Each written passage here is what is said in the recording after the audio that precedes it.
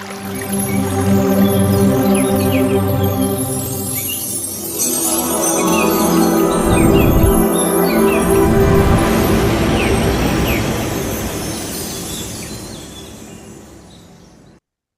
எல்லோருக்கும் வணக்கம். சார் சொன்ன மாதிரி என்னோட பேர் வந்துட்டு மோக்ஷ ஹர்ஷினி.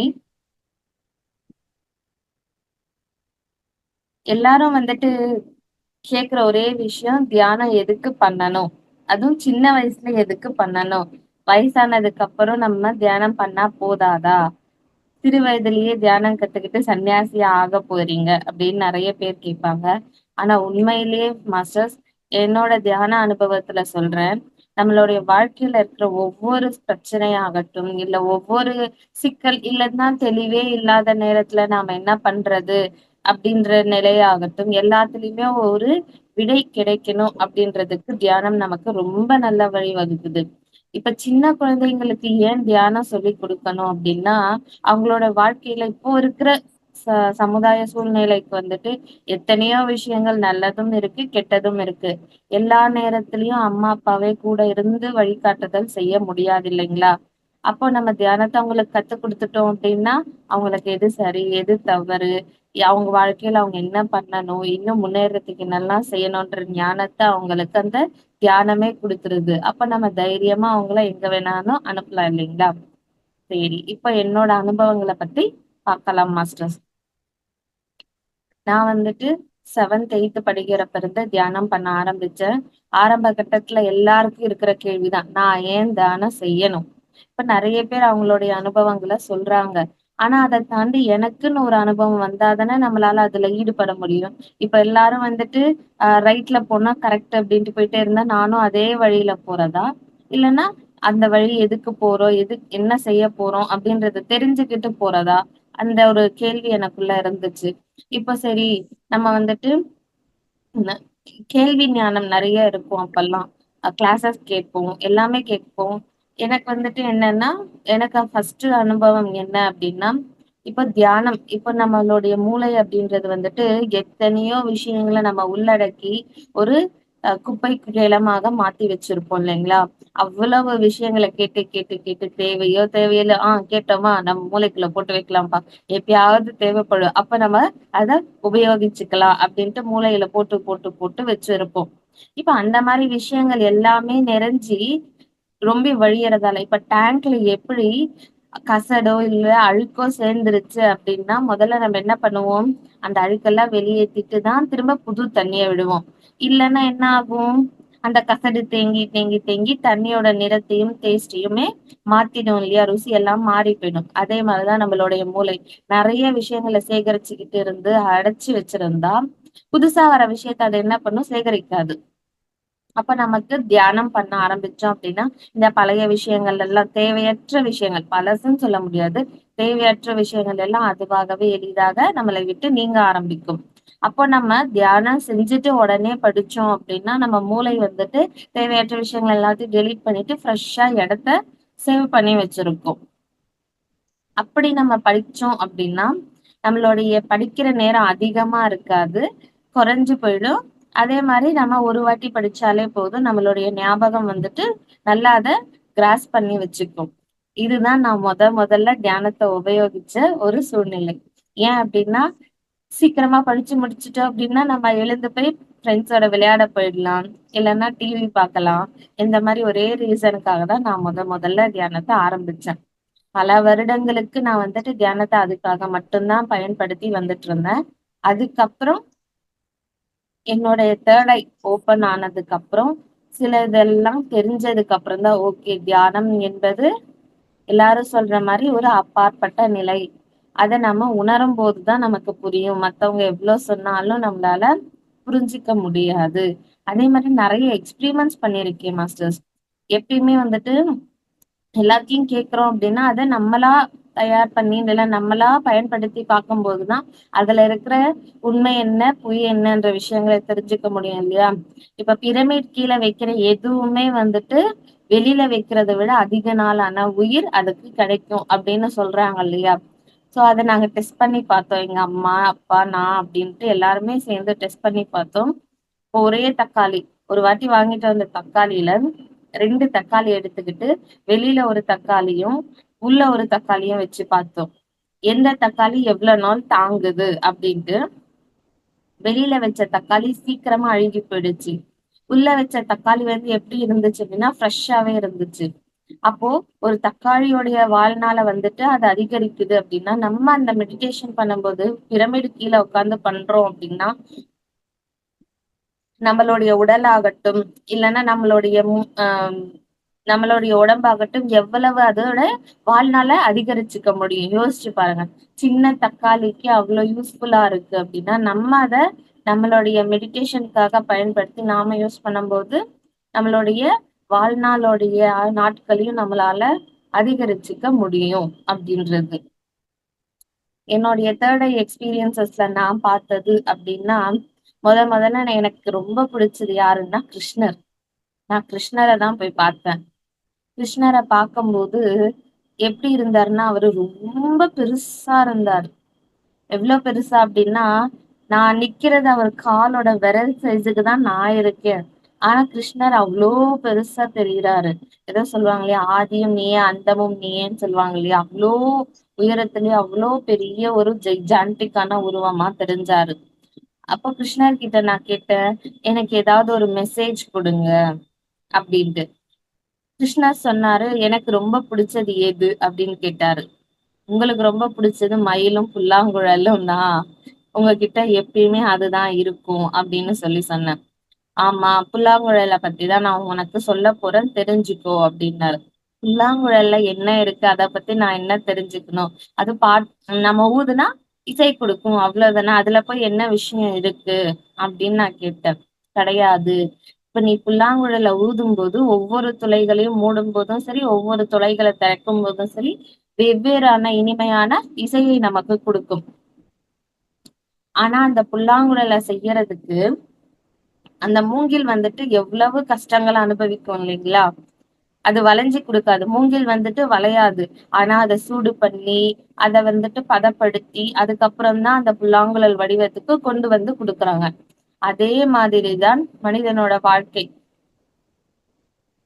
எப்படி வந்துட்டு வெவ்வேறு கஷ்டங்களை அனுபவிச்சு, வெவ்வேறு விதமான பாடங்களை கத்துக்கும் போதுதான் நம்மளுடைய வாழ்க்கைன்றது அந்த இனிமையான இசையை நோக்கி பயணம் செய்யும்.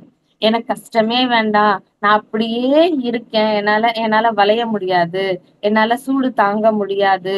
என்னால வந்துட்டு துன்பங்கள அனுபவிக்க முடியாது அப்படின்னு நம்ம சொன்னோம் அப்படின்னா, எப்படி மூங்கில் வந்துட்டு சூடு தாங்காம உடைஞ்சு போகுதோ, அது எதுக்கும் பயன்படுத்த மாட்டாங்க. என்ன பண்ணுவாங்க? குப்பையில தூக்கி போட்டுருவாங்க. அதே மாரி தான் உன்னுடைய வாழ்க்கையும். நீ எதுக்கும் வளைஞ்சு தரல அப்படின்னா, உன்னுடைய வாழ்க்கை என்ன பண்ணிடும்னா, நீ தேவையில்லைன்னு சொல்லி உன்ன தூக்கி போட்டுரும். அப்ப கஷ்டங்கள் எவ்வளவுக்கு எவ்வளவு அனுபவிக்கிறீங்களோ, அவ்வளவுக்கு அவ்வளவு இனிமையான குரல் வந்துட்டு உங்களாலயே குடுக்க முடியும். இசையை உங்களால கேட்க முடியும். அப்படின்னு சொல்லி சொன்னாரு எனக்கு கிருஷ்ணர். இதுதான் எனக்கு முதல்ல கிடைச்ச மெசேஜ் மாஸ்டர்ஸ். அதுக்கப்புறம் வந்துட்டு பிரேம்நாத் சார் அப்படின்னு சொல்லிட்டு இருப்பாரு. அவர் வந்துட்டு மெடிடேஷனுக்கு உட்கார வச்சம்போது, ஆ எனக்கு 2 அனுபவங்கள் கிடைச்சது. உண்மையிலேயே சொல்றேன். இதுவரைக்கும் என்னால நம்ப முடியாது. நான் தான் அந்த மாரி எல்லாம் பேசினனா, இல்ல நான் தான் அந்த காட்சிகள பார்த்தனான்ற அளவுக்கு என்னுடைய ஞாபகம் இருக்கும். முதல்ல எனக்கு வந்துட்டு என்ன தெரிஞ்சுச்சு அப்டின்னா, ஒரு மரம் தெரிஞ்சது. அந்த மரம் என்ன பண்ணுச்சு அப்டின்னா, அமைதியா நின்னுட்டு இருந்துச்சு. சரி அந்த மரத்துக்கிட்ட சார் சொன்னாரு, "அது என்ன சொல்ல வந்துச்சு உன்கிட்டன்னு கேட்டு பாரு." இப்ப நமக்கு காட்சிகள் நம்மளுடைய அனுபவங்கள்ல தெரியுது அப்டின்னா, நெறைய பேர் கேட்கிற கேள்வி, "என்ன பண்ணணும்? எங்களுக்கு என்ன பண்றதுன்னே தெரியல. நெறைய விஷயங்கள பார்க்குறோம். அதுல என்ன புரிஞ்சுக்கணும், என்ன தெரிஞ்சுக்கணும்னு தெரியவே இல்ல." அப்டின்ட்டு. உங்களுடைய மனதுல ஒரு கேள்வியா நீங்க கேளுங்க. "நீ என்ன சொல்ல இங்க வந்த? சொன்னா நாங்க கேட்போம்." அப்டின்ட்டு சொன்னீங்கனாலே போதும். இல்லன்னா, "என்ன மெசேஜ் தர போறீங்க?" அப்படின்னு கேட்டாலே போதும். அதுவா பேச ஆரம்பிக்கும். ஆனா, இது நாளடைவுல கொஞ்சம் கொஞ்சமா தான் நம்மளால கத்துக்க முடியும். ஒரே நாள்ல உட்கார்ந்து நான் தியானம் பண்ண காட்சிகள் கிட்ட கேட்டேன். ஆனா பதில் கிடைக்கல அப்படின்னு சொல்லாதீங்க. அதுக்கும் கொஞ்சம் டைம் வேணும். நம்மளோட எனர்ஜி லெவல் எந்த அளவுக்கு நம்ம இன்கிரீஸ் பண்றோமோ, அப்பதான் நம்மளால அவங்க பேசுறத கேட்க முடியும். நாம டவுனா இருந்தோம்னா, அவங்க பேசுற எதுவுமே நம்மளால கேட்க முடியாது. எக்ஸாம்பிள் எப்படின்னா, நெட்வொர்க் தான் மாஸ்டர்ஸ். இப்போ உங்களுக்கு சிக்னல் நல்லா கிடைச்சுச்சுன்னா, எதிர் சைடு பேசுறவங்க உங்களுக்கு வாய்ஸ் கிளியரா கேட்கும். அதுவே ஃப்ரீக்வன்சி லெவல் இல்லைன்னா நெட்வொர்க் வந்துட்டு ப்ராப்ளம் ஆச்சுன்னா என்ன ஆகும்? அவங்க பேசுறது கேட்காம போயிடும். இல்லைன்னா கிராஸ் கிராஸ் கால் வேற யாருதாவது நமக்கு கனெக்ட் ஆயிடும். இந்த மாதிரி எல்லாம் இருக்கும் இல்லையா? அதே மாதிரிதான் உங்களுடைய ஃப்ரீக்வன்சியை நீங்க அதிகப்படுத்த உங்களால மீதி எல்லா விஷயங்களும் நல்லா கேட்க முடியும். ஃப்ரீக்வன்சி எப்படி அதிகப்படுத்துறது அப்படின்னா நம்ம தியான நேரத்தை அதிகம் செய்யணும். இல்லைன்னா பிரமிட் தியானம், குரூப் மெடிடேஷன், மியூசிக் மெடிடேஷன் இந்த மாதிரி இடத்துக்கெல்லாம் போய் நம்மளுடைய தியான ஆற்றலை அதிகரிச்சுக்கிட்டே வரணும். அப்போ நான் வந்துட்டு அந்த செடி கிட்ட கேட்டேன், என்ன மெசேஜ் கொடுக்க நீங்க என்கிட்ட வந்திருக்கீங்க, நீங்க யாரு அப்படின்ட்டு. அந்த செடி சொன்ன பதில் என்ன அப்படின்னா, நான் வந்துட்டு நேச்சரோடைய ஹெட்டு. நான் இங்க வந்துட்டு என்னுடைய கஷ்டத்தையும் என்னுடைய துன்பத்தையும் சொல்ல வந்தேன் அப்படின்னு சொல்லி சொன்னாங்க. என்ன அப்படின்னா, இந்த பூமி வந்துட்டு நீங்க எவ்வளவு துன்பங்களை தந்தாலும் தாங்கிக்கிட்டே இருக்கு. எல்லா கஷ்டங்களையும் உள்வாங்கிக்குது. நீங்க அடிச்சாலும் வாங்கிக்குது, எங்களை தோண்டுனாலும் எடுத்துக்குது. ஆனா நீங்க யோசிச்சு பாருங்க, இந்த பூமியில செடிகளோ இல்ல மரங்களோ இல்ல அப்படின்னா உங்களுக்கு ஆக்சிஜன் அப்படின்றது எங்க இருந்தாவது கிடைக்குமா? நாங்க உங்களுக்கு நல்லது மட்டும் தானே தரோம். நீங்க ஏன் எங்களுக்கு கஷ்டத்தை தரீங்க? அதுவும் எப்படி கேட்டுச்சு அப்படின்னா, எங்களுக்கு நீங்க எவ்வளவு தீமைகள் செய்தாலும் நாங்கள் உங்களுக்கு நன்மைகளை மட்டுமே தான் செய்து கொண்டிருக்கிறோம். அதே மாதிரிதான் உங்களுடைய பிறவிலையும் நீங்க என்ன பண்ணணும் அப்படின்னா, அடுத்தவங்க என்ன துன்புறுத்துனாங்க, அதனால நான் அவங்கள காயப்படுத்த போறேன். அவன் என்னை திட்டிட்டான், அந்த கோவத்துக்கு நானும் அவனை பழி வாங்குவேன் அப்படின்னு நினைக்காதீங்க. இப்ப நாங்க நினைச்சோம் அப்படின்னா உங்களுக்கு காத்து கிடைக்காது.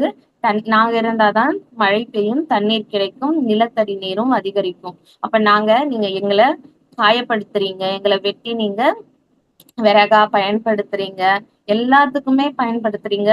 வீடு கட்டுறதுக்கு, சில பொருட்கள் செய்யறதுக்கு எல்லாத்துக்கும் எங்களை ஈஸியா நீங்க வெட்டி தள்ளிட்டு போயிடுறீங்க. ஆனா நீங்க எவ்வளவு காயங்களை கொடுத்தாலும் நாங்க என்ன பண்றோம்?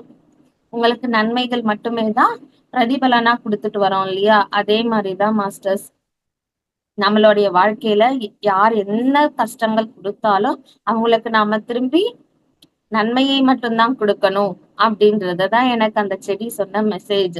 அந்த மெசேஜ கேட்டதுக்கு அப்புறம் அந்த செடி வந்துட்டு எவ்வளவு அன்பா தன்னுடைய 2 கிளைகளையும் கை மாறி நீட்டி என்னை அவ்வளவு அரவணைச்சுக்குச்சு. உண்மையிலேயே சொல்றேன் மாஸ்டர்ஸ், அந்த ஃபீலிங் இருக்கும் பார்த்திருக்கீங்களா? ஆஹ் நம்ம அம்மா நம்மள அரவணைச்சுக்கிட்டா எப்படி இருக்கும்? எவ்வளவு மனசு அமைதியா இருக்கு. எவ்வளவு பெரிய கஷ்டமா இருந்தாலும் நம்ம எப்படி ஆயிடுவோம்? லேசா ஆயிடுவோம். அம்மா இருக்காங்க பாத்துக்கலாம் அப்படின்னு சொல்ற ஆறுதல் கிடைக்கும் இல்லையா? அதே ஆறுதல் தான் எனக்கு அந்த செடி என்ன அணைக்கும் போது இருந்துச்சு. அதுக்கப்புறம் எனக்கு வந்த காட்சி வந்துட்டு கிருஷ்ணர். அதுக்கு முன்னாடி வந்துட்டு ஷிரடி சாய்பாபாது ஒரு காட்சி வந்துச்சு. நான் இந்த காட்சியை பத்தி ஏன் சொல்றேன் அப்படின்னா, ஒரு சோல் அப்படின்றது ஒரு இடத்துல மட்டும் இருக்காது, பல இடங்கள்ல ஒரே நேரத்துல இருக்கும்ன்றதுக்கு ஒரு சாட்சிக்காக நான் சொல்றேன். எல்லாருக்கும் தெரியும், நமக்கு ஷிரடி சாய்பாபா வந்துட்டு 12 வயசுலதான் அந்த ஊருக்கு வந்தாரு. அதுக்கு முன்னாடி அவர் எங்க இருந்தாரு, என்ன செஞ்சாரு அப்படின்ற கேள்விக்கு பதில் கிடையாது இல்லைங்களா? இந்த கேள்வியை என்கிட்ட வந்துட்டு பிரேம்நாத் சார் கேட்டார். ஷிரடி சாய்பாபா தெரிகிறாருன்னா சரி, அவர் 12 வயசு வரைக்கும் எங்க இருந்தாரு, எப்படி இந்த பூமிக்கு வந்தாரு, யார் அவருடைய அம்மா அப்பான்ற கேள்வியை கேட்க சொல்றாரு. அந்த மாதிரி கேள்வி கேட்கும்போது எனக்கு வந்த ஒரே பதில் என்னன்னா, ஷிரடி சாய்பாபா அம்மா அப்பான்னு சொல்லி யார் மூலியமாவும் வரல. அவரு நேராக மேலுலகத்துல இருந்து கீழே இறங்கி வந்தவர். அவருக்கு 12 வயசு வரைக்கும் மகாவதார் பாபாஜி கூட இருந்து அந்த காட்டிலேயே வந்துட்டு ஞானத்தை வழங்கினாரு. வாழ்க்கைனா என்ன, என்னெல்லாம் தெரிஞ்சுக்கணும், எதெல்லாம் சொல்லி தரணும்ன்ற எல்லா விஷயங்களுக்கும் அவர் சின்ன வயசுல இருந்து கத்துக்கிட்டு 12 வயசு ஆனது மகாவதார் பாபாஜி சொன்னாராம், நீ கத்துக்க வேண்டிய எல்லாத்தையும் கத்துக்கிட்ட, இத வந்துட்டு நீ போய் ஊர் மக்களுக்கு சொல்லு. ஏன்னா எல்லாருக்கும் நானே போய் சொல்ல முடியாது. நீ வந்துட்டு என்னுடைய பிரதிபலனா நீ போய் ஊர்ல இருக்க எல்லாருக்குமே இத பத்தி சொல்லிக் கொடு, இந்த ஞானத்தை நீ போய் சொல்லிக் கொடு அப்படின்னு சொல்லி அவர் அனுப்பி வச்சுதான் அவர் அந்த ஊருக்கு வந்தாராம். இது வந்துட்டு என்கிட்ட மட்டும் இல்ல, நீங்க சொல்லலாம், நீங்க சொல்லிட்டீங்க அதனால இது உண்மையாயிடுமா அப்படின்ட்டு கேட்கலாம் கண்டிப்பா. இது சார் வந்துட்டு என்கிட்ட மட்டும் இல்ல, இதே மாரியான கேள்விய வெவ்வேறு இடங்கள்ல, வெவ்வேறு மனிதர்களிடம் தியானத்துல கேட்டிருக்காரு. எல்லாருக்கும் வந்த ஒரே பதில் இதுதான். அப்போ எல்லாருக்கும் ஒரே மாரி இப்ப எனக்கும் மித்தவங்களுக்கும் தெரிஞ்சிருந்தா, நாங்க பேசி வச்சு ஒரே மாரியான பதில குடுத்துருக்கலாம். அவங்க யாருன்னு எனக்கு தெரியாது. நான் யாருன்னு அவங்களுக்கு தெரியாது. அப்படி இருக்கும்போது ஒரே விதமான பதில் கிடைக்குது அப்படின்னா, கண்டிப்பா அதுல ஏதோ ஒரு உண்மை இருக்கு அப்படின்றது அர்த்தம் இல்லைங்களா? அதே மாரி அந்த மகா அ பா சாரி ஷிரடி சாய்பாபா கதையில நீங்க கேட்டிருப்பீங்க இல்லையா? ஷிரடி சாய்பாபாக்கு டெய்லி வந்துட்டு சுட சுட அவங்களுடைய ஒருத்தர் தாட்டியாவோட அம்மா. அவங்க வந்துட்டு டெய்லி உணவு எடுத்துட்டு வந்து குடுப்பாங்க. எப்படின்னா, அவங்க சாப்பிடுறாங்களோ இல்லையோ 3 வேளையும் பாபாக்கு சுட சுட சுட எடுத்துட்டு வந்து குடுப்பாங்களாம். ஒரு இடத்துல தாத்தியாவோட அம்மா வந்துட்டு சொல்லுவாங்களாம் பாபா கிட்ட, "நீ வந்துட்டு ஏன் மாற்றான் தாய் வயித்துல பிறந்த? என்னோட வயித்துலயே பொறந்திருக்கலாம் இல்லையா? நீ எனக்கே குழந்தையா இருந்திருக்கலாம் இல்லையா? நான் உன்ன வீட்டுக்கே கூட்டிட்டு போய் இன்னும் அழகா பத்திரமா வச்சு பாதுகாத்து வளர்த்திருப்பேன் இல்லையா? அப்போ நீ இப்போ சும்மா வாய் வார்த்தையா தாய் அப்படின்னு சொல்றது இல்லாம, நான் உனக்கு நிஜமான தாயாவே இருந்திருப்பேன் இல்லையா? அப்படின்னு சொல்லி கேட்பாங்க. அந்த அளவுக்கு வந்துட்டு அவங்க 2 பேருக்கும் ஒரு இணைப்பு இருந்துச்சாம். நம்ம எல்லாருக்கும் தெரியும் ஷிரடி சாய்பாபாக்கு பிறவியற்ற நிலை. ஏன்னா அவரு முக்திய அடைஞ்சிட்டாரு அப்படின்றது. ஆனா சாய்பாபா வந்துட்டு அவங்க அம்மா அப்படின்ற பாச போராட்டம் இருந்துச்சு இல்லைங்களா? அவங்க ஏங்கி சொன்னாங்க இல்லையா ஒரு வார்த்தை, "நீ எனக்கே மகனா பிறந்திருக்கலாம்" அப்படின்னு சொல்லிட்டு. அந்த ஒரு வார்த்தைக்காக மறுஜென்மம் எடுத்து வந்து குஜராத்ல வந்துட்டு ஒரு இடத்துல பிறந்திருக்காரு. உண்மையிலே மகாராஷ்டிரா ஒரு இடத்துல பிறந்திருக்காரு. உண்மையிலேயே சொல்றேன் மாஸ்டர்ஸ், எனக்கு மகாராஷ்டிரால எந்த ஊர் இருக்கு, என்ன வில்லேஜ் இருக்கு, அதுக்குள்ள எப்படி இருக்குன்ற ஒரு விஷயமே எனக்கு தெரியாது. நான் இத பத்தி சொல்லிக்கிட்டு இருக்கும்போது, என்ன சுத்தி கொஞ்சம் பேர் உட்கார்ந்திருந்தாங்க. நான் அந்த ஊரு பேரும், அந்த டிஸ்ட்ரிக்ட் பேரும், அது மகாராஷ்டிரால இருக்குன்ற பேரும் சொல்லும்போது, அவங்க Googleல சர்ச் பண்ணி பார்க்குறாங்க. நான் இதுவரைக்கும் நார்த்தன் சைட்ல மகாராஷ்டிராலாம் போனதில்ல. மீதி எல்லாம் போயிருக்கேன் சில இடத்துக்கெல்லாம். ஆனா மகாராஷ்டிரா இதுவரைக்கும் நான் போனதே இல்லாத ஒரு இடம். அத பத்தி எதுவுமே தெரியாது. எனக்கு ஞானமே கிடையாது. நான் சொல்ல சொல்ல அந்த ஊர் பேரு, அந்த டிஸ்ட்ரிக்ட் பேரு எல்லாம் போட்டா கரெக்ட்டா இருக்கா அப்படின்னு டெஸ்ட் பண்ணா இருக்கு. நான் கண்ணே திறந்து பார்க்கல. ஆனா இப்ப நீங்க என்ன கேட்டீங்கன்னா, எனக்கு அந்த ஊர் பேர் ஞாபகம் இல்ல. அந்த எதுவுமே ஞாபகம் இல்ல. சரி இப்ப அங்க வந்துட்டு இருக்காங்க அப்படின்னா, அங்க என்னவா இருக்காங்க அப்படின்னா, அது அந்த அம்மா அப்படின்னு சொல்லிட்டு சொன்னாங்க இல்லையா? தாட்டியாவோட அம்மா. அந்த ஆன்மாவும், என்னுடைய ஆன்மாவும் ஒண்ணா இருந்துச்சு. சோ, அது என்னுடைய முன் ஜென்ம கதை. ஒரு ஜென்மமா இருந்துச்சு. இப்போ நான் இங்கேயும் இருக்கேன், அங்கேயும் இருக்கேன் அப்படின்னா, இதுதான் சொல்லுவாங்க மல்டி டைமென்ஷனல் சோல் அப்படின்ட்டு. அதாவது என்ன அப்படின்னா, ஒரு ஆன்மா பல இடங்கள்ல தன்னை பிரிச்சு வச்சுக்கும். எதுக்காக அப்படின்னா, நெறைய விஷயங்கள சீக்கிரம் சீக்கிரமா கத்துக்கிறதுக்காக. நெறைய அனுபவங்கள சீக்கிரமா சேகரிச்சு, சீக்கிரமா அந்த என்லைட்மென்ட் என்ற பாதைக்கு போகறதுக்காக அது செய்து கொள்கிற ஒரு சில விஷயங்கள். அதுக்கு பேர் தான் என்னன்னு சொல்லுவாங்கன்னா, மல்டி டைமென்ஷனல் சோல் அப்படின்ட்டு சொல்லுவாங்க. இப்ப நமக்கு ஒவ்வொரு காட்சிகள் தெரியுது அப்படின்னா, கண்டிப்பா ஏதோ ஒரு ஞானத்த குடுக்கறதுக்காக மட்டும் தான் அந்த காட்சிகள் நம்மகிட்ட வருது. அந்த ஞானத்த நாம பெறணும். எப்படி பெற முடியும் அப்படின்னா, கேள்விகள் வழியாக தான் நம்மளால பெற முடியும். ஒண்ணு வந்துட்டு நம்ம நம்மளுடைய தியானத்திலேயே கேட்க முடியும். இல்லன்னா நமக்கு கனவுகள் வழியாக கூட நமக்கு பதில்கள் கிடைக்கும். கனவு தானே வந்துச்சு அப்படின்னு விடாம, அந்த கனவுல சிலதெல்லாம் தேவையற்ற கனவுகளாக இருக்கும். அதுல என்ன இருக்குன்னு தெரிஞ்சா நமக்கு அதுல இருந்து நம்மளுடைய ஞானத்தையும் நம்மளாக எளிதாக பெற முடியும். உண்மையிலேயே சொல்றேன். எனக்கு இந்த பிறவியில வந்துட்டு ஸ்ரீ கிருஷ்ணரும், ஷிரடி சாய்பாபாவும் அவ்ளோ பிடிக்கும். எனக்கு அதுக்கப்புறம் அந்த இன்சிடென்ட்க்கு அப்புறம் தான் எனக்கு தெளிவா தெரிய ஆரம்பிச்சுச்சு. இப்ப நமக்கு பிடிக்குது ஒரு விஷயம் அப்டின்னா, அதுக்கும் நமக்கும் ஏதோ ஒரு தொடர்பு இருக்கு. அதே மாரி கிருஷ்ணரோட தொடர்பு என்ன அப்டின்றதையும் நான் தெரிஞ்சுக்க ஆரம்பிச்சேன். ஏன்னா ஷிரடி சாய்பாபா கூட தொடர்பு இருந்துச்சு. அதனால எனக்கு என்ன இப்ப இந்த பிறவியில வந்துட்டு அவங்கன்னா ரொம்ப பிடிக்கும் அப்டின்னு நெனைச்சோம் இல்லையா? அடுத்து நான் வந்துட்டு கிருஷ்ணரோடையும் என்ன கனெக்டிவிட்டி இருந்துச்சு அப்டின்னு தெரிஞ்சுக்கணும் அப்டின்னு நெனச்சேன். கிருஷ்ணர் வந்துட்டு எனக்கு வந்துட்டு எப்படி தெரிஞ்சாருன்னா, சின்ன குழந்தையா அந்த கோபியர்களோட விளையாடிட்டு இருப்பாங்க இல்லையா? அப்படி வந்துட்டு நான் பார்த்தேன் அவர. சரி, இப்ப இதுல யாரு நானு? மேபி நான் என்ன நெனச்சேன்னா, அந்த கோபியர்கள்ல ஒருத்தங்களா இருப்பேன் போல அப்படின்னு நெனச்சு நான் பார்த்தேன். ஆனா இல்ல மாஸ்டர்ஸ். நான் வந்துட்டு யசோதா அப்படின்ற கேரக்டருக்காக நான் அந்த பிறவில ஒரு ஜென்மம் எடுத்திருக்கேன். இப்போ வந்துட்டு அந்த யசோதா அப்படின்ற கேரக்டருக்காக தான் வந்துட்டு நான் வந்துட்டு அந்த அ தூய்மையான அன்பு இருக்கும் இல்லைங்களா? அதுக்காக மட்டுமே இருந்து வாழ்ந்து இறந்தவங்க தான் அந்த யசோதா கேரக்டர் அப்படின்றது. சோ நமக்கு ஏதாவது ஒரு விஷயம் பிடிக்குது அப்படின்னா, அது கூட நமக்கு கண்டிப்பான ஒரு தொடர்பு அப்படின்றது இருக்கும். இப்ப பத்ரி சார் சொல்வாரு. மத்தவங்களுடைய எக்ஸ்பீரியன்ஸ கேளுங்க, கேளுங்க. அப்பதான் உங்களுக்கு ஞானம் இன்னும் அதிகரிக்கும் அப்டின்ட்டு. நான் சொல்லுவேன் பத்ரி சார் கிட்ட, "எதுக்கு நம்ம சும்மா மத்தவங்கள எக்ஸ்பீரியன்ஸ் கேட்கணும்? நமக்கு நம்மளோட எக்ஸ்பீரியன்ஸ் போதாதா?" அப்படின்னு நான் நெனச்சு கேட்டுருக்கேன். அதுக்கு கொஞ்ச நாள்ல எனக்கு கிடைச்ச பதில் என்ன அப்டின்னா, எங்க அம்மா அவங்களுடைய தியான அனுபவங்கள்லாம் என்கிட்ட எப்பயுமே சொல்லிக்கிட்டு இருப்பாங்க. அப்படி ஒரு வாட்டி அவங்க சொல்லம்போது அவங்க சொல்றதுக்கு முன்னாடி அவங்க தியானத்துல என்ன வந்துச்சு அப்படின்றது, நான் கண்ண திறந்து சும்மா கேட்டுட்டு இருக்கேன். அப்ப எனக்கு காட்சிகளா வர ஆரம்பிச்சு, அடுத்து இது நடந்துச்சா? அடுத்து இது நடந்துச்சா? நீ அங்க போன, அத பத்தி தெரிஞ்சுக்கிட்ட அப்படின்னு நான் சொல்ல ஆரம்பிச்சுட்டேன். எனக்கு உண்மையிலேயே புரியல. எனக்கும் எங்க அம்மாக்கும். எப்படி நான் அவங்க பார்த்தது எனக்கு தெரியுது. இத்தனைக்கும் நான் தியானத்துல ஒண்ணும் உட்காரலையே அப்படின்னா, மத்தவங்க சீனியர் மாஸ்டர்ஸ் கிட்ட கேட்கும்போது சொன்னாங்க, மேபி அந்த இடத்துல, அந்த சூழ்நிலையில அவங்களும் அங்க வந்திருக்கலாம். அதனாலதான் அவங்களால இப்ப அது எளிதாக சொல்ல முடியுது அப்படின்ட்டு. அப்ப மத்தவங்களுடைய அனுபவங்கள கேட்கும்போது நமக்கு வந்துட்டு அதுல இருந்து ஞானம் கிடைக்கும். இல்லன்னா நம்மளுடைய பதில் கிடைக்கும் அப்படின்றத நான் அப்போ அனுபவபூர்வமாக தெரிஞ்சுக்கிட்டேன். அதுக்கடுத்து பார்த்தீங்க அப்படின்னா, அ இப்ப வந்துட்டு சிசாரோ மாஸ்டர்ஸ் அப்படின்ட்டு இந்த ஏலியன் இன்னும் சொல்லப்போனா சிரியன் வேர்ல்டு மாஸ்டர் அவரு. அவருடைய கிளாஸ்ல உட்காந்து நம்ம மெடிடேஷன் இப்போ நடக்கிறது இல்ல.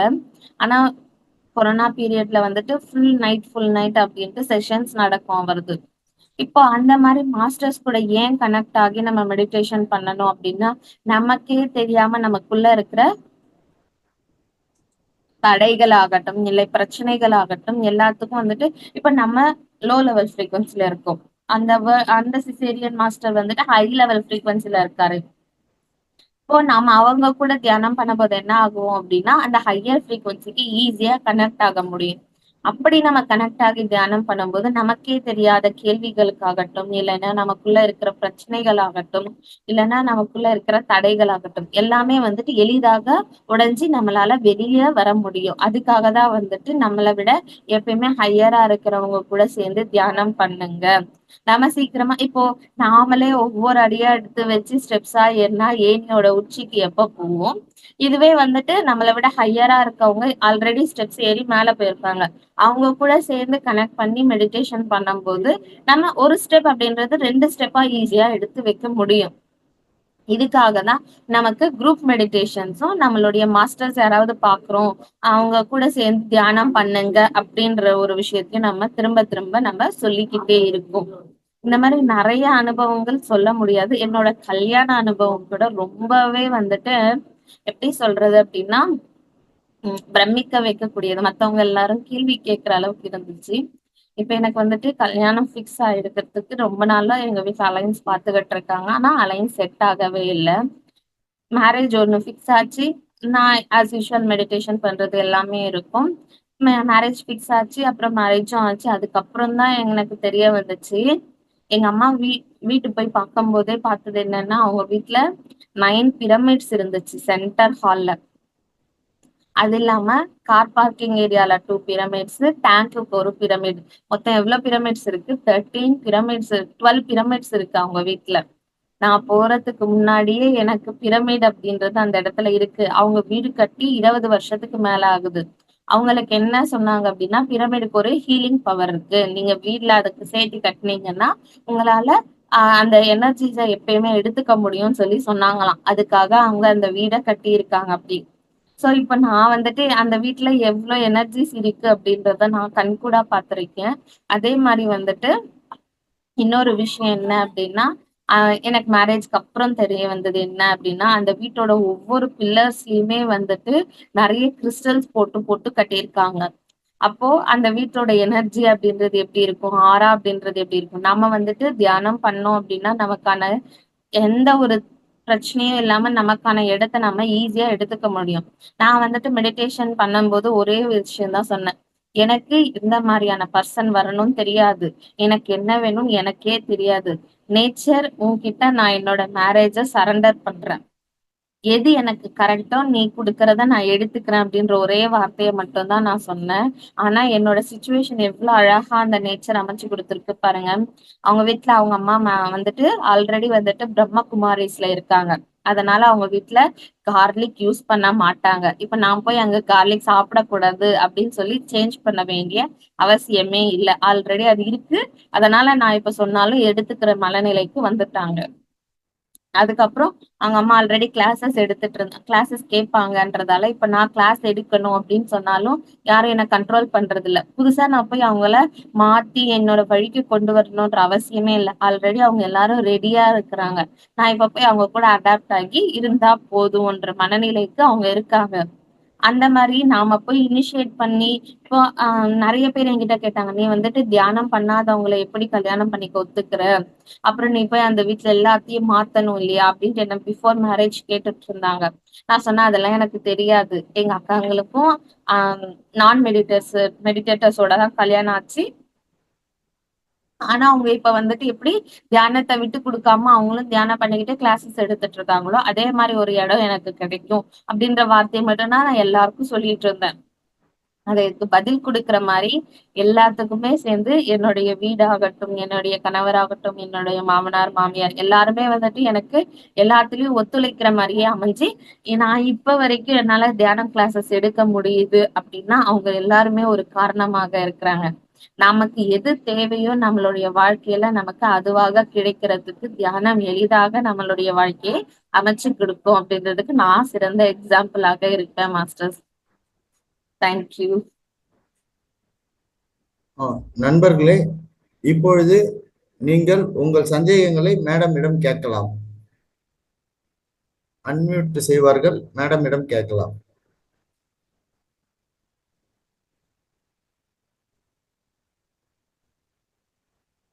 யாருக்காவது டவுட் இருந்தா ஹேண்ட் ரைஸ் பண்ணுங்க மாஸ்டர்ஸ்.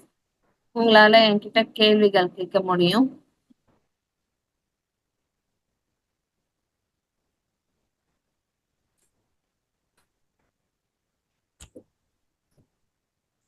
அப்படி கேள்விகள் இல்லை என்றால் நான் இன்றைய நிகழ்ச்சியின் இறுதி நிலைக்கு செல்கிறேன். நான் இன்றைய ஸ்பீக்கர் சீனியர் மாஸ்டர் திருமதி மோக்ஷா அர்ஷினி அவர்களுக்கு நன்றியை தெரிவிக்கிறேன். எனது நன்றிகளை நமது அசண்டர் மாஸ்டர் பகவதார் பாபாஜி அவர்களுக்கும், எனது நன்றியினை நமது மிகப்பெரிய ஆசிரியர் பிரம்மரிஷி பத்ரிஜி ஐயா அவர்களுக்கும் எனது நன்றியினை.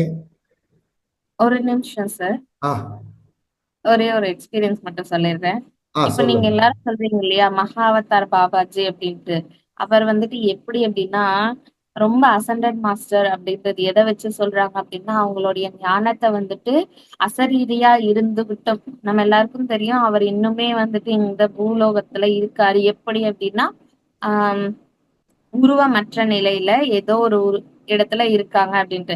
நமக்கு வந்துட்டு ரஜினி சார் சொல்வார் இல்லையா, எனக்கு அந்த மகாவதார் பாபாஜி கேவுக்கு போய் மெடிடேஷன் பண்ணிட்டு வந்தா என்னோட வாழ்க்கையில வந்துட்டு நான் ரொம்ப நிம்மதிய பாக்குறேன் அப்படின்ட்டு. அது எந்த அளவுக்கு உண்மை அப்படின்னா அவர் இன்னுமே வந்துட்டு இந்த பூலோகத்துல இருந்துகிட்டு நமக்கு வழிகாட்டுதலை கொடுத்துக்கிட்டே இருக்காரு. நான் வந்துட்டு பர்சனலாவே வந்துட்டு இப்ப தியானம் பண்ணுவேன். சில விஷயங்கள் எல்லாத்தையும் வந்துட்டு கேள் கேட்பேன். ஆனா எனக்கு பதில் கிடைக்காது அப்படின்னா நான் ஃபர்ஸ்ட் என்ன பண்ணுவேன்னா ஒவ்வொருத்தரையா இன்வைட் பண்ணி கேட்பேன். யாராவது எனக்கு ஏதாவது பதில் சொல்லுவாங்களா அப்படின்ட்டு. அந்த மாதிரி சில டைம்ஸ்ல வந்துட்டு எல்லா டைமும் இல்ல, ஒரு சில டைம். ஏன் அப்படின்னா நம்ம கேட்கிற கேள்விக்கு வந்துட்டு ஒவ்வொருத்தர்கிட்ட இருந்து ஒவ்வொரு விடை கிடைக்கும். அப்படி எனக்கு மகாவதார் பாபாஜி கிட்ட இருந்தும் நிறைய விடைகள் கிடைச்சிருக்கு. இப்ப நான் வந்துட்டு என்னோட வாழ்க்கையில அடுத்த அடி எடுத்து வைக்கும்போது எனக்கு கன்ஃபியூஷன் அதிகமா இருந்துச்சு அப்படின்னா நான் கேட்பேன் மகாவதார் பாபா, நீங்க எதுவுமே பண்ண தேவையில்லை. ஜஸ்ட் கண்ணை மூடி உட்காரும் போது மகாவதார் பாபாஜியை இன்வைட் பண்ணிட்டு உட்காந்து பாருங்க. நீங்க வெறுமா தியானம் பண்றதுக்கும் அவரை இன்வைட் பண்ணிட்டு தியானம் பண்றதுக்கும் இருக்கிற டிஃபரன்ஸை நீங்களே கண்கூடா பார்க்கலாம். அந்த எனர்ஜி ஃப்ரீக்வன்சில எந்த அளவுக்கு மாற்றங்கள் இருக்கு அப்படின்றத வந்துட்டு நீங்க கண்கூடா தெரிஞ்சுக்கலாம். எப்ப நீங்க அந்த கனெக்டிவிட்டி அதிகப்படுத்திக்கிட்டே வரீங்களோ உங்களால அவங்க கூட ஈஸியா கனெக்ட் அப்படின்றதோ இல்ல ஈஸியா அவங்க கிட்ட பேசுறது அப்படின்றதோ வந்துட்டு உங்களால கண்டிப்பா உங்களுடைய தியானத்துல பெற முடியும். எப்படி பண்ணணும் அப்படின்னா, நீங்க தியானத்துல உட்கார்ந்ததும் மகாவதார் பாபாஜியை நான் என் கூட தியானம் பண்ண கூப்பிடுறேன், இன்வைட் பண்றேன் அப்படின்னு சொல்லிட்டு ஒரு மனசுக்குள்ள நினைச்சிட்டு உட்காந்து தியானம் பண்ணுங்க போதும். அதுவே வந்துட்டு உங்களுக்கு அந்த கனெக்டிவிட்டியை கொண்டு வந்து சேர்த்துடும். Thank you masters. மேடம், நீங்க உங்களுடைய அனுபவங்களை சிறப்பாக சொன்னீர்கள். நீங்கள் உங்க குழந்தை சிறு வயது முதல் படிக்கிற காலத்திலிருந்து நீங்க மெடிடேஷன் பண்ணதை பத்தி சொன்னீங்க. உங்களுடைய அதனால படிப்பு எப்படி கவனங்கள் சிறப்படைந்தது, மெமரி பவர் எப்படி ஞாபக சக்தி அதிகமாச்சுன்னு சொன்னீங்க. உங்களுடைய அனுபவங்களான தேர்ட் ஐ ஓப்பனிங் பத்தி சொன்னீங்க. கிருஷ்ணர் உங்களுக்கு காட்சி கொடுத்ததை பத்தி சொன்னீங்க. அப்புறம் திரு பிரேம்நாத் ஐயா அவர்களுடன் அனுபவம் பெற்றதை பத்தி சொன்னீங்க.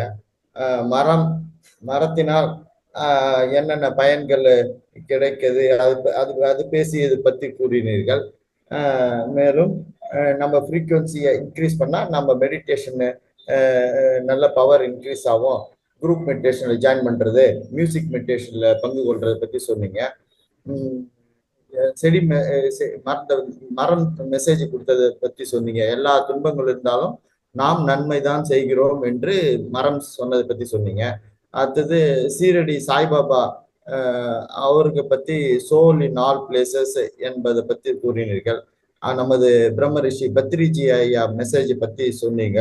உங்க குடும்பத்துல உங்களுக்கு எல்லாரும் எப்படி ஒத்துழைப்பு கொடுத்தாங்க, அதனால நீங்க தியானத்தை எப்படி நல்ல இம்ப்ரூவ் பண்ணீங்க என்பது சொன்னீங்க. அதனால நம்ம மகவதார் பாபா ஜி அவர்களை இன்வைட் பண்ணி தியானம் செய்தா நமது தியானம் மேம்படும் என்பதை பத்தி மிக சிறப்பாக எடுத்துடுத்தீங்க. உங்களுக்கு நாங்க ரொம்ப நன்றி சொல்றோம். இந்த நிகழ்ச்சியின் இறுதி நிலைக்கு நான் இப்பொழுது வருகிறேன். நான் எனது நன்றிகளை நமது அசண்டட் மாஸ்டர் மகோதர் பாபாஜி அவர்களுக்கும், எனது நன்றிகளை மிகப்பெரிய ஆசிரியர் பிரம்மரிஷி பத்ரிஜி ஐயா அவருக்கும், எனது நன்றிகளை நமது மகோதர் அறக்கட்டளையின் நிறுவனர் திரு ரங்கநாதன் ஐயா அவர்களுக்கும், எனது நன்றிகளை இன்று இந்த நிகழ்ச்சியில் பார்ட்டிசிபேட் பண்ண அனைத்து மாஸ்டர்களுக்கும் எனது நன்றிகளை இந்த பிரபஞ்சத்துக்கும் தெரிவித்துக் கொள்கிறேன். இந்த ரெக்கார்டட் புரோகிராமை மகாவதார் டிவி அவர்கள் தினந்தோறும் வீடியோவாக போஸ்ட் செய்கிறார். ஆதலால் அதனை அனைவரும் சப்ஸ்கிரைப் செய்து பட்டனை பிரஸ் செய்து லைக் செய்து ஷேர் செய்து கமெண்ட் செய்யுமாறு கேட்டுக்கொள்கிறேன். நாளைய நிகழ்ச்சி ஞாயிற்றுக்கிழமை காலை. நாளைக்கு நமக்கு இந்த தியான பயிற்சி ஆன்மீக ஞானம் கிடையாது. ஆனால் காலை 5 மணி முதல் 7 மணி வரை வேர்ல்டு வெல்னஸ் மெடிடேஷன், உலக நன்மைக்காக தியானம் மேற்கொள்ளுதல் 5 மொழிகளில் நடைபெறுகிறது. இந்தி, கன்னடா, தெலுங்கு, இங்கிலீஷ், ஆங்கிலம் மற்றும் தமிழ் மொழிகளில் கைடட் மெடிடேஷன் நடைபெறுகிறது. அதற்குரிய லிங்க் ஷேர் செய்வார்கள். நீங்கள் அந்த லிங்கை பயன்படுத்தி அந்த உலக வேர்ல்டு வெல்னஸ் மெடிடேஷனில் பங்கு கொள்ளுமாறு கேட்டுக்கொள்கிறோம். நாளை திங்கட்கிழமை அடுத்த நிகழ்ச்சி திங்கட்கிழமை காலை 6 மணிக்கு தியானம் மற்றும் ஆன்மீக ஞானம் நடைபெறும். அந்த ஆன்மீக ஞானத்தில் உரையாற்றுபவர் சீனியர் மாஸ்டர் திருமதி உஷா குமார் மேடம் அவர்கள். ஞானம் அண்டு மற்றும் சுய உணர்தல் பற்றி அவர்கள் உரையாற்றுவார்கள். அனைவரும் திங்கட்கிழமையும் நிகழ்ச்சியில் பங்கேற்று பயன்பெற்று சிறப்புறுமாறு கேட்டுக்கொள்கிறேன். இன்றைய நிகழ்ச்சியை நான் இத்துடன் நிறைவு செய்கிறேன். நன்றி மேடம். Thanks madam. நன்றி. Thank you sir. Thanks madam. நன்றி.